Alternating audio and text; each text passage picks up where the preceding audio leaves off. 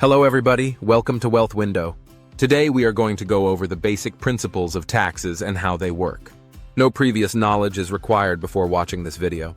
By the end of this video, you will have a basic understanding of how taxes work. Be sure to stick around until the end of the video where I discuss some of the situations that you may be eligible to pay less taxes.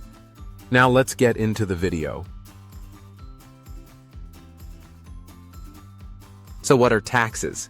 The most basic way to think of taxes is contributions that each citizen pays the government so that the government can provide essential services like public transportation and education.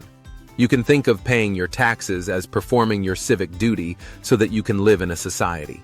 Be sure to wait until later in the video where I tell you how you can keep more of your money in your pocket and away from Uncle Sam. For the sake of this video, I am going to be discussing tax principles in the United States, and while there are differences compared with other countries, the basic principles apply. Okay, so now that we have made that clarification, it is worth knowing that there are many different types of taxes. The most common type of tax is income tax, and this comes at federal, state, and local levels.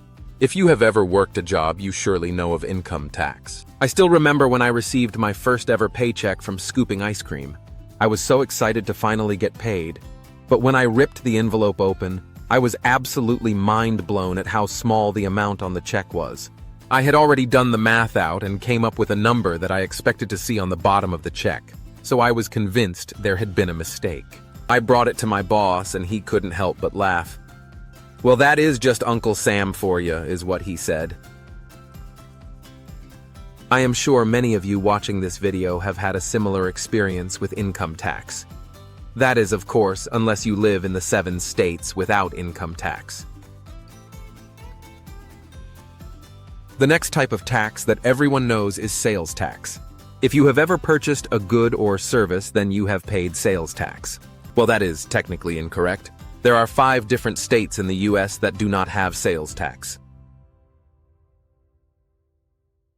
So if you live in Alaska, Delaware, Montana, New Hampshire, or Oregon, then I apologize, you guys do not pay taxes on purchases like the rest of us. The concept of sales tax is a very basic one, so let's go ahead and discuss one more type of tax that we have in the United States. Now there are more types of tax that you may come across in the United States, but for the sake of not overloading you with information, I will only discuss these 3. If you do want to learn about the other types of tax, then be sure to leave a comment, and I can go ahead and make another video to specifically discuss the other types and what states they exist in. The last type of tax I wanted to cover is called property tax.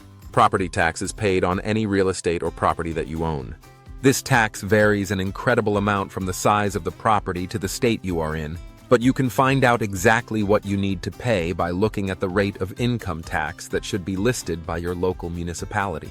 The tax amount generally won't surpass more than 3%. It is very important that you pay this tax to avoid being foreclosed on.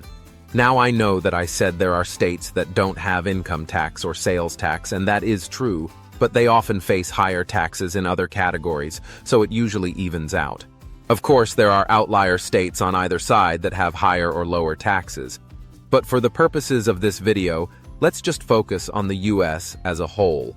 Okay, so now we know what the 3 most common types of taxes are in the US are, and we know generally how each one works.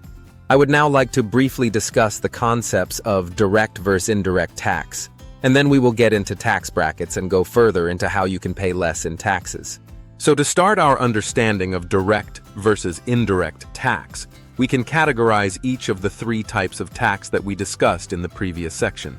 Let's define direct versus indirect tax, and then we will reveal the answer. Leave your best guesses in the comments, and we will see how you did. Direct tax is a tax that an individual pays straight to the government. Indirect tax usually occurs when there is a consumer who pays for a good or service, like in the case of a sales tax.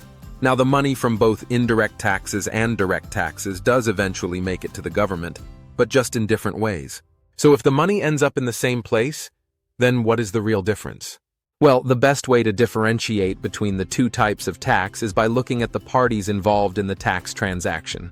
With direct tax, the only parties involved are the government and the person who is paying the tax. With indirect tax, there is another party involved, which is the supplier of the good or service. Now back to the previous question. Are the types of taxes we discussed today direct or indirect? The answer is that income tax and property tax are types of direct tax, and sales tax is a good example of indirect tax. All right, now that we have that important topic covered, it is time we discuss income ranges and tax brackets. How fun is this? So to start, there are 7 income tax brackets. The income ranges and percentages taxed do change year to year, but the changes are not usually significant and just reflect inflation. For the sake of this video, I will not be giving out the exact income ranges and percent taxed because this video would then turn into an hour long and I don't want to waste your time. Also, the numbers change whether you are single, married, or head of your household, so the answers I gave wouldn't necessarily be accurate for your situation anyway. Let's start with an example that may help you understand the concept of tax brackets a little bit better. So let's just say that you earned $100,000 for the year 2024. We look at the tax bracket and see that $100,000 falls under the 24% tax bracket. So does this mean that the taxes you owe on your $100,000 is 24%? No, it does not. This is one of the most common misconceptions about tax brackets. I often hear people saying that they would turn down a raise because it put them in a higher tax bracket and they would make less money. This couldn't be farther from the case, so if you get a pay raise, please accept it. Back to our example, we will use the exact numbers from 2024 and assume that you are single and have no kids. Alright, so $9,075 of your $100,000 made will be taxed at 10%. The next $30,000 will be taxed at 12%. Moving forward, the next $45,000 of your income will be taxed at 22%. And then the final $1,525 will be taxed at 24%. That may seem complicated, but just remember that your income is taxed in different brackets, and earning more is never a bad thing. Now, of course, there are ways that you can decrease the amount of your income that is taxable. So in this case, if you earned $100,000, but through exemptions and deductions, your taxable income came out to $85,000. Then that is $15,000 that you didn't pay any taxes on. I will go deeper into the ways that you are able to decrease your taxable income later in the video, so be sure to stick around.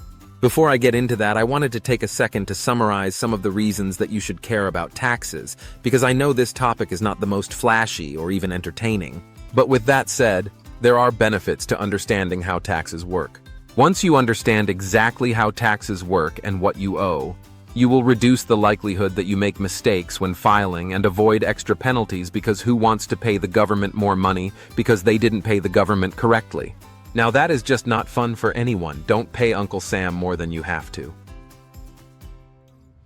Uncle Sam is already taking enough of your hard-earned money, so don't give him any more than you need to. Another reason to become a master of your taxes is that you can automate them and never spend more time than you need to each year. Okay, now let's discuss the best ways that you can minimize what you pay every year in taxes. The easiest way to pay less taxes is by contributing to retirement plans. Now, this is not the most attractive way, but by contributing to a 401k, you are lowering your taxable income and the money is still yours. Eventually. I assume a large amount of the people watching this have student loans, so this is for you. You are able to deduct up to $2,500 per year, assuming that your taxable income is less than $85,000. So for all you recent graduates, this can be a great way to decrease your taxable income. If you are planning on buying a house anytime soon, then it is good to know that mortgage interest and property tax, which we discussed earlier, are both deductible. The final way to decrease your taxable income is my favorite, which is donating. You can claim donations based on the amount donated and lower your tax bill while also being a good person. That will wrap up this video. Subscribe and turn on notifications so you don't miss more videos related to business, personal finance, and much more. Take care.